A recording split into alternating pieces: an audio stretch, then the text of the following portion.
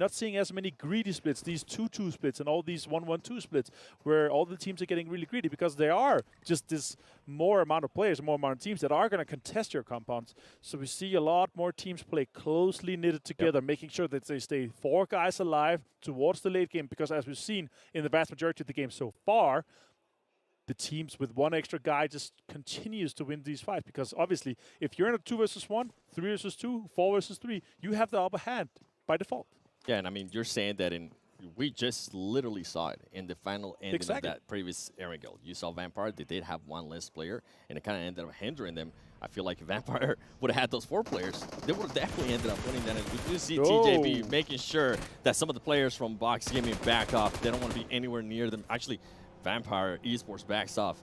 Don't come near us. That's what they're trying to say right now. And you were talking about earlier of all the open area that's on the top east. I mean, 4 Rivals was able to take big advantage of Cruz del Valle, and then you have USG as well, El Hazard, just looting slowly, not having to worry about anything. And something that we're seeing completely different from the first Miramar is nobody's wanting to play this edge, okay? Everybody's wanting to go straight to the middle.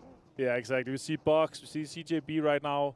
Some of the really high priority compounds here with the concrete building and the warehouse in the intersection. They're close southeast of Hacienda del Patron. Ooh. And Aton and Wildcats are in a fight. See what they're able to do. We've seen what Boren can do, but now he's gonna have to be careful, because it looks like Bruno from Aton Esports is wanting to take this fight. He is gonna have Ray 77 with him to back him up. Can Bruno release the screen and at least get some damage and knock him? He is able to get that knock. Bruno coming up big. Incy's going to be able to confirm that too. He's got to watch out for the other player. And guess what? Some of the other players from the other team are also going to be able to push up. Wildcats being able to try to get that angle. You can see Lux right there. And it is going to backfire. This is just going south right now for Aton Esports. Lux pushing in, super aggressive, trying to get more control of this, trying to deny the rest, and it's happening. It's so well played by Wildcats. And Aton is out in 18th place. They do get 1 with them, 1 elimination and 1 point secured for them here. You can see that Aton Esports ended up getting that knock. And then they were like, okay, we got the Ilum. They got a little bit too complacent. You got to be able to finish that, and you got to be ready, because you know that team is going to be coming. They don't want to lose. Nobody wants to lose players right now at this stage.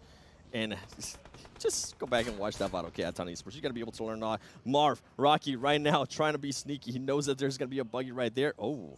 This is going to be an interesting fight between these 2 players.